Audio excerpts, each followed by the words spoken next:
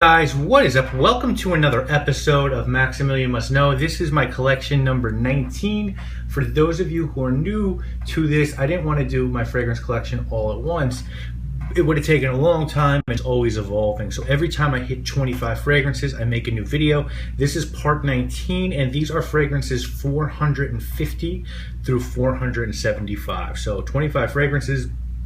The way it looks now, we might get to 500 by the end of the year. Part 20, we'll see.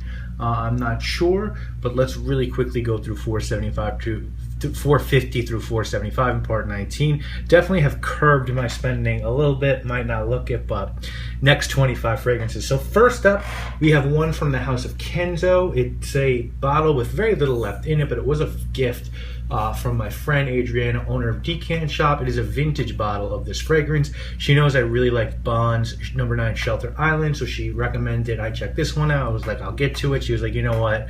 I'll just send you a bottle. I have a little bit of left. So this one is called Kenzo. The original Kenzo. Love the curved bottle, and I'm going to review this one at some point, so don't want to give too much away, but I can say it does definitely remind me of Shelter Island.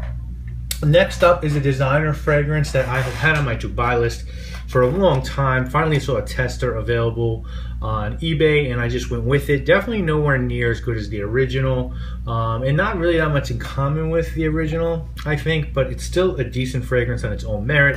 From the house of Cartier, this one is called Roadster Sport. Next up, let's go to the house of Andy Tower. I reviewed this one. I gave it a 10 out of 10. You guys, I'm sure, already know what this one is. One of the best fragrances I've ever got my nose on, just like L'air du Desert and Myrrh of Cain. This one is called Fai un Rose de Kandahar, and it is just a fantastic fragrance. Way more than just a rose scent. Still got to get the flash fragrances from him. By the time you see this, I might have already done that. I picked these up from Sephora, each for $7.99. The first one is Tokyo Milk's Parfum d'Alchemy, and the way it works is it's 3 different fragrances. You get little atomizers, 2 of each one. I think they're 2 ml each, and you're supposed to blend them. This pack's name is 112, and there's 3 different scents in it. The descriptions are here. One's vanilla orchid and honey cocoa, one's tonka bean and sweet amber, one's sugar cream and fennel, and you are supposed to blend these. So this is 112, and this one is 116. This one was made for men, and the 3 in this one are crisp greens and watercress is 117, 118 is sea mineral and cypress, and 119 is white ginger and tea. I'm definitely partial to that sea mineral and cypress. Next up, another one. I did a review on this one. I actually don't hate this scent, but I hate the splash top, and I hate the fact that it doesn't come with an atomizer, and I hate the fact that it doesn't last on my skin that long, but it smells great. From the house of Crabtree and Evelyn, this one is called Black Absinthe, and I do have a review of that one up if you want to check it out. Next up, man, I'm going to do a review about this one. I've let people know already. This is a very close replica to Noir de Noir by Tom Ford. It's way more synthetic, but the notes are exactly the same. And I cannot believe that this house did a decent job with this one. Color me shocked. From the house of Beverly Hills Polo Club, this one is called Champion, and yeah, it resembles Noir de Noir quite a bit. Definitely going to check out some more fragrances from this house. Next up, when I got a TJ Maxx, because coffee was a note in this one, and again, I want to sort of save what I'm going to say for my review, but from the house of Roberto Cavalli, this one is called Just Cavalli Gold for him. Keep it moving with one from the house of Diptyque. This is one I have a review coming for. This is one I've wanted for the longest time, but Bergdorf actually gave me the wrong fragrance. They pulled the wrong one off the shelf. By the time I got home and opened it, I just didn't care. I'm enjoying this one. I think I would have liked the original better. From the house of Diptyque, this one is called L'eau de 34, which means the water of 34. The original one is simply called 34 Boulevard. This one really is a spring and summer version of that fragrance. So not bad. I just think the original is a lot better. Next up, we have one from the house of YSL. This is a classic fragrance that has been on my to-buy list forever. Again, finally got around to picking this one up from the house of YSL. As I've said, this is the original Kouros. A lot of people are terrified of this fragrance. I don't think it's anywhere near as bad as they say. It definitely smells dated. It's definitely animalic, but I actually like it quite a bit. So I can see the urinal cake reference though. Now, next I'm going to talk to you guys about 4 fragrances that I talked about in Carlos' summer collaboration from the House of Nest. I bought them in this order. I got this one first, Wasabi Pear, at TJ Maxx for $12.99. I liked it so much I went back and got Bamboo. That one was pretty good, not great, but I went back again and I picked this one up. This one is called Moss and Mint. And then finally, I grabbed Grapefruit. Again, these were each $12.99. There's one more I'd like to get. I think it's called Moroccan Amber that they just never had. But if I see it, I will get it. These are awesome. They're light. They're refreshing. They're $13. They last on my skin for a while. I love blending the grapefruit with the pear and the grapefruit with the mint and the bamboo with the mint. So if you see these for $12.99 or just discounted, I would really give them a look. They're great warm weather fragrances, and you get a ton of juice for a really good price. Next up, one from the house of Halston. So this at TJ Maxx. Had to get this one. To me, smells like an updated version of Z14. Really, really nice. I highly recommend it. This was $8. This one is called Halston Man, and I love the way the bottle looks. And again, it just sort of really smells like an updated version of Z14, which gets a lot of comparisons to Tom Ford's Italian Cypress. This is one I have a review coming for. Actually got 2 from this house, so I don't want to blow it up. This is Penthouse Powerful, and this is Penthouse Legendary. These are okay. They're nowhere near as good as the Beverly Hills Polo Club, but these were $6 each. Notice the almost one-to-one copy of Dolce & Gabbana Pour Homme bottles.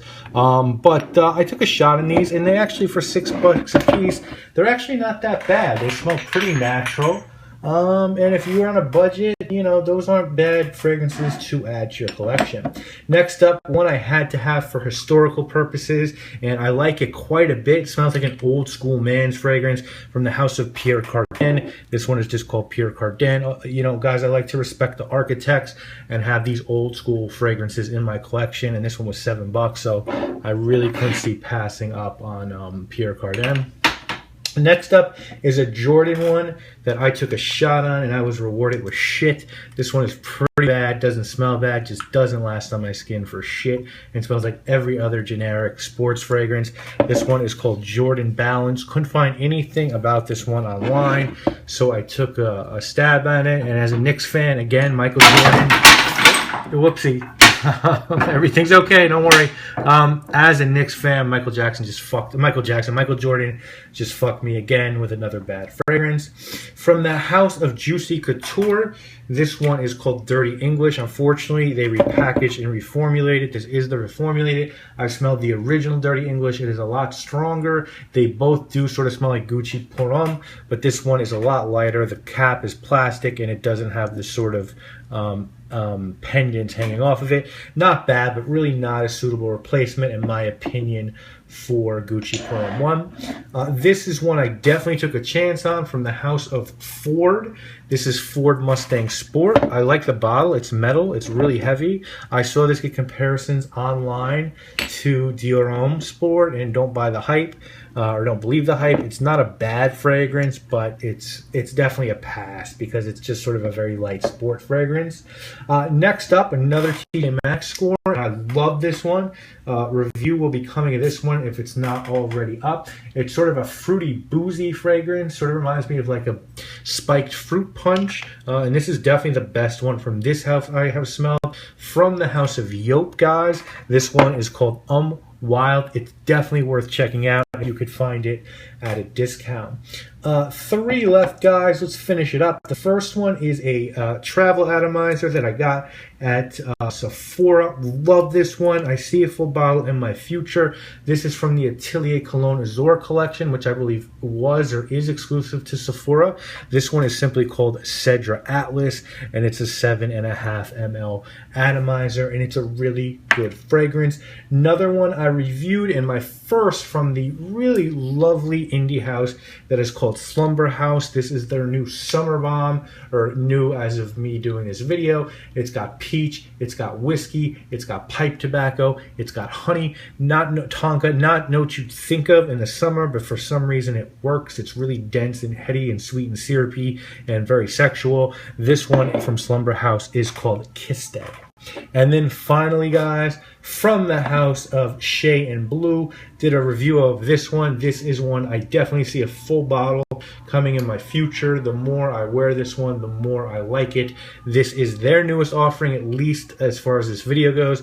30 ml, which costs $50, of watermelon. So there you go, guys. Fragrances $450 through $475. Will we get to $500 this year? Maybe. And I got to tell you guys, be honest, if I get to 500, I'm definitely going to slow up a little bit, still do a review every week, but I definitely feel like I have a lot of my genres covered at this point multiple times over. Do you have any questions about this collection or any of the fragrances or just my collection in general? Please feel free to reach out. We will have more videos next week, guys. You know what it is.